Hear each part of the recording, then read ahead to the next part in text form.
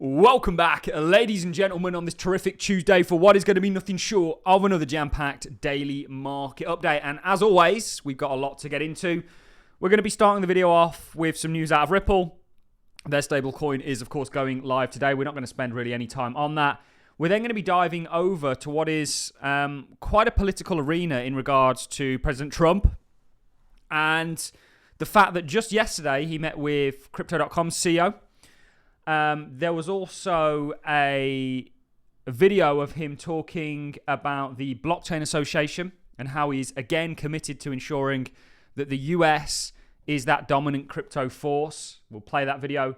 Then we're going to be looking at a video from an EU MP, Nafo Sara, or Sara Nafo.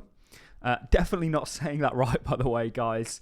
But she essentially, and we'll look at an AI generated translation of what she had to say, is talking about actually the EU squandering money and the fact that they should really consider and recognize a Bitcoin reserve.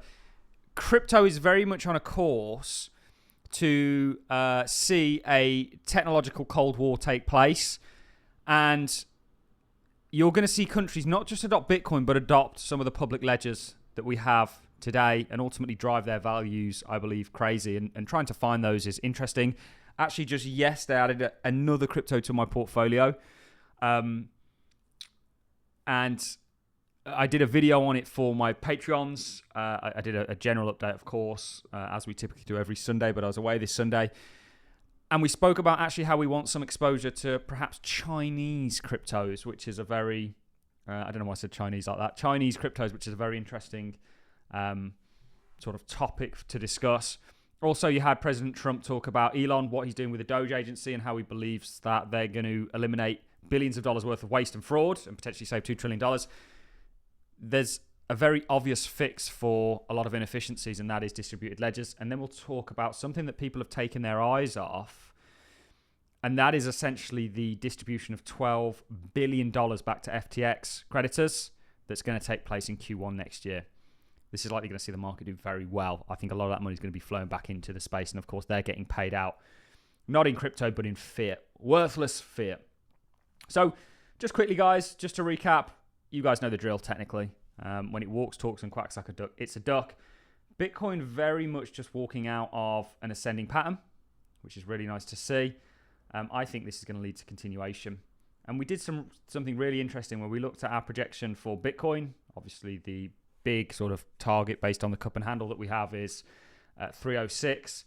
And we've kind of worked out that actually, if Bitcoin does get here and Bitcoin dominance gets to around about 40%, well, you're looking at probably a market in the 10, 12, or 10, 11, 12, $13 trillion range. Because Bitcoin's market cap would be $6 trillion. We also looked at USDT, and USDT DOM, and it gives us a similar sort of projection. So great times ahead. There's a fundamentally great story brewing, and we're going to talk about that a little bit. Let's dive into, obviously, some major news that took place yesterday, and that is Ripple's RLUSD essentially launching. It'll be available on MoonPay, Uphold, CoinMina, Bitso, and, of course, Archax, and more will be coming.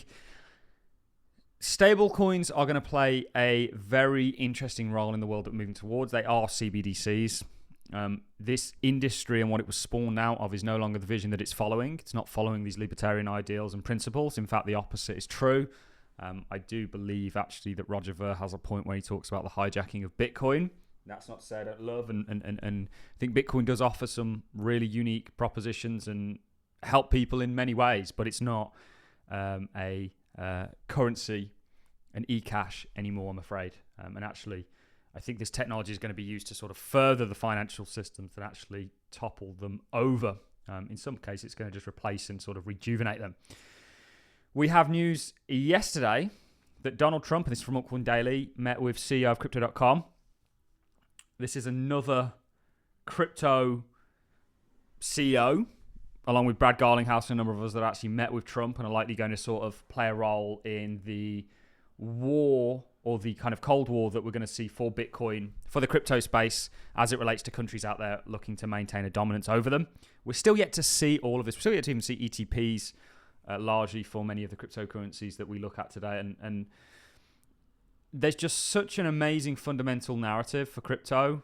And when you couple that with technically where it's at, what you've got is the walking, talking quack of a duck, like we like to say, and the kind of obvious direction that we think it's heading in. What I want to do is actually play this next clip of Donald Trump. This was an interesting one, actually. He gave a video to the Blockchain Association. We're honored to share this message, or a message from Donald Trump delivered to our members at this evening's annual Blockchain Association Policy Summit Gala. We look forward to celebrating at the inauguration of the country's first pro-crypto president on January the 20th. We spoke about, we'll look out for January the 20th. There's going to be lots of things coming, like Bitcoin strategic reserves, etc., backed up by the most pro-crypto candidate ever. So I'm going to go ahead and mute my mic. We're going to play this clip. Then we've got one more clip, I believe, to get into. A very big congratulations to the Blockchain Association on your summit. It's very important work that you're doing, and you know that we're behind you and we will fight for you, and we're going to make sure that we keep our business in the United States. We want it here rather than China or so many other places. So get out there and fight hard, fight smart. You're going to be very successful. It's a new concept and a new business, and a lot of things are developing, and we'll get them developed, but hopefully we're going to really lead the world, and that's what's going to happen. Thank you very much. Enjoy your summit. That's one of the most bullish clips most people haven't even seen yet when it comes to Trump. You know, he talks about ensuring the US remains dominant, and he also talks about things that are being worked upon. If you can spot those cryptos that are ultimately going to play a role in enabling the US's sort of technological race, it's going to be like investing in a tech company. Essentially the same thing happening with Web3 that happened with Web2. It's going to be like investing in an early tech company or a startup that now sort of enables the US globally. The next clip that we have for you, I think there's only one more clip. In fact, there's two. Is, of course, a European MP saying Donald Trump is going to create a Bitcoin strategic reserve. Bitcoin is skyrocketing. The EU is squandering our money. EU MP Sarah tells the European Parliament to set up a strategic reserve. I'm actually not going to go ahead and play it because there's music that's likely going to be copyrighted. But essentially, she talks about how the EU is wasting money and the European Union should essentially set up a Bitcoin strategic reserve. I think this could be quite likely in the future. You know, if Bitcoin is to play this role as a kind of a global store of value, well, there's a need to have some sort of a dog in that fight. And shouts out to the German government for making that great decision to sell all their Bitcoin, by the way. I mean, it's unbelievable. But this was interesting. You know, Bitcoin is really spreading like a wildfire. The next thing I want to look at, and we actually will play this clip, is President-elect Donald Trump saying that Elon Musk's Department of Government Efficiency, Doge, will eliminate billions in waste and fraud. I actually think, just like with innovating AI, there's going to be a crypto element to all this. So I'm going to go ahead and mute my mic. We're going to play this, and then we'll wrap the video off with the FTX repayments. Through the Department of Government Efficiency, Elon Musk has been working very hard with various people, including Vivek. We're going to eliminate hundreds of billions of dollars of waste and fraud, and I can only tell you, I'll give you a little early report, they're finding things that you wouldn't even believe. So we're looking to save maybe $2 trillion, and it'll have no impact. Actually, it'll make life better, but it'll have no impact on people. It's not like we will never cut Social Security or things like that. It's just waste, fraud, and abuse. Very interesting. I think there's going to be a major crypto element to all of that because this technology is just simply useful. The last thing that I really want to talk about is the FTX repayments that sit around about 12 to, I believe, $16 billion. This essentially is going to start taking place in Q1 next year. It's a lot of liquidity to throw into the cryptocurrency space.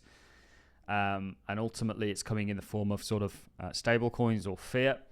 I think that literally finds itself straight back into the market and is going to be potentially a huge catalyst or a catalyst that sees things do very well. Are we going to see sell in May coming back at St. Leger's Day? We'll see. I know VanEck's sort of top 10 crypto predictions certainly predicted that. A kind of high going into May and then another high in Q4. We shall see. We'll obviously be updating you on a daily basis. And if you like the sound of that, you enjoyed this, like and a comment is always appreciated. Don't forget to become a subscriber. And we'll see you all in the next one, guys. Get ready for the crypto Cold War. It is upon us.